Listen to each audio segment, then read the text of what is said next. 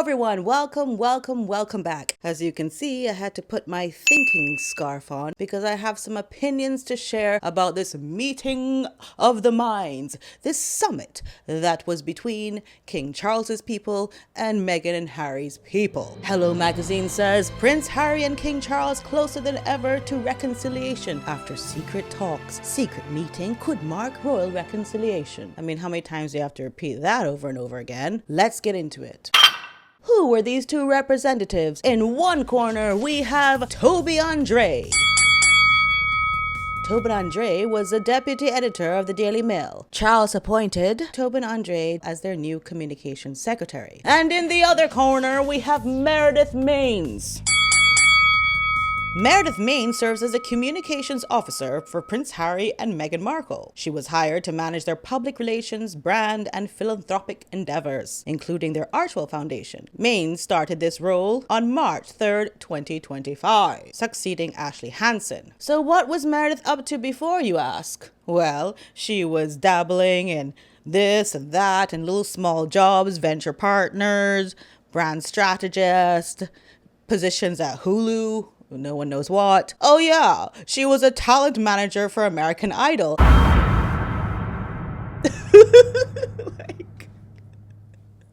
First of all, Meghan clearly sent this woman, who is a kind of clone of Meghan, over to the UK. This is one of these Hollywood non-entity, wannabe here, there, and everywhere trying to be something. Secondly, quite frankly, between you and me, I would have had a lot more respect for Harry and Meghan had they sent one of their high-powered attorneys over to talk to Tobin. I mean, you're sending this floofy, loofy Hollywood girl over to talk to the representative of the king.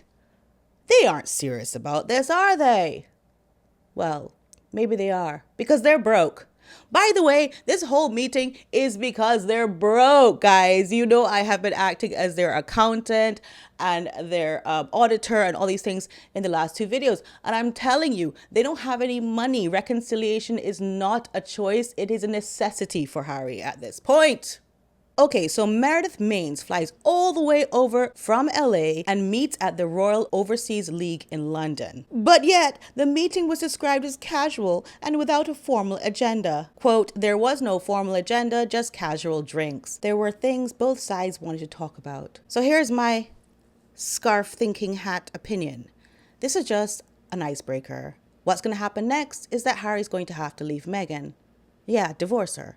Seriously. Because the next meeting is going to be more serious, if there is one. King Charles, yes, he might have cancer. Harry is his son. He might truly want to reconcile before he reaches the pearly gates of heaven, where they ask for your credentials, and he will have certain things he wants to check off his list. And one of them might be that he's on good terms with his son. I don't know why he would ever be interested in reconciliation. But it doesn't mean that the other family members have to be interested in it. William, Catherine, Camilla, the people he spoke about in Spare, the Oprah interview, which was also devastating to the royal family. Nobody has to agree with King Charles if he wants to reconcile, but he will be held accountable by the public, who will say, how can you do this in the memory of your parents? It's his choice, just as leaving Meghan will have to be a choice for Harry, because that would be the only way that he can blame her and say, look, she blindsided me too. She told me that the Hollywood streets were paved with gold and she was a big star and none of that's happened. Everyone's running away from her. Her reputation is shot and now I want to leave. We are on the freedom flight. And that would be a terrible thing, because I always said that the two of them should stick together because they don't have anyone else that will want to be with them. So they should stick together. It would be sad if Harry had to leave his family to get back into a more healthy and happy situation by reconciling with the royal family. But it would also be sad if he comes back into the royal family and upsets the future king, William, because the things he said about him were much more egregious than what he said about King Charles. But it's up to King Charles. We're going to see what he does next. Another reason why Harry might be trying to sidle up to the royal family is that he's in a lot of trouble. Yeah, his court cases that he thought he was over aren't quite over. Listen to this. Prince Harry lawyers told to disclose details of payments to witnesses in male trial. Judge condemns inconsistent and incoherent approach of Prince Harry's lawyers. Now King Charles could be noticing that this is another time that the royal family could have stepped in and helped Harry, hired him proper lawyers. They've watched him over in California in his demise, his mental health crises, looking very unhappy, making huge mistakes all the time. Now that this is happening, King Charles could be thinking this was a time that the royal family would have been there for Harry, would have hired the proper attorneys for Harry. Maybe that if the royal family was there for him, he wouldn't be in this predicament. I could see how King Charles is at least giving his ear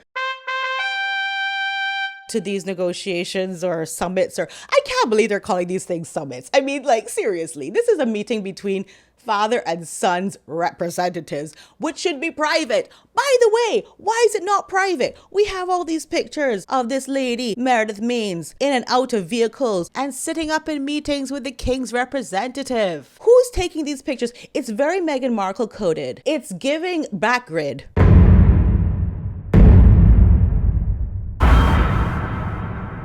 Who is calling the paparazzi on these meetings? 10 years ago, I had a drink with Meghan Markle, which changed the face of the British monarchy. I arrived, it was a freezing winter evening. There was only one reason why Meghan wanted to meet me, and that's because she wanted column inches.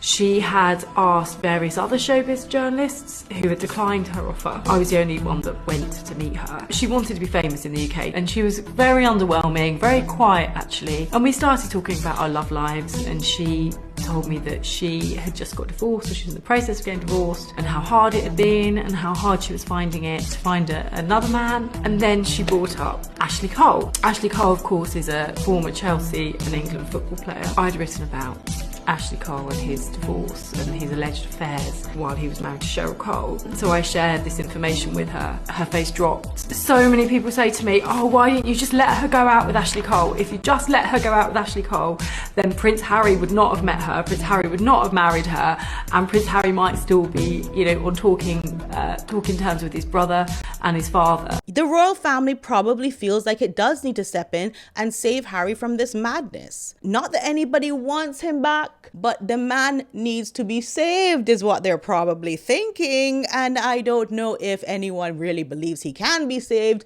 but at least his father might be trying to save him. And that is what fathers do. But before you tell me what you think in the comments, let me tell you what the judge said. The judge said, I am satisfied that documents held by the claimants that can support a case that a witness has been paid or offered other inducement for their evidence, whether directly or indirectly, and that should be disclosed. That is because there is a real prospect that associated will be able to rely upon this evidence to attack the credibility of such witnesses. He added, the stance adopted by the claimants has been undermined by their inconsistent and incoherent approach to disclosure of documents relating to payments to potential witnesses and or other inducements. I don't know what the penalty would be for paying off witnesses or tampering with evidence, but there is one.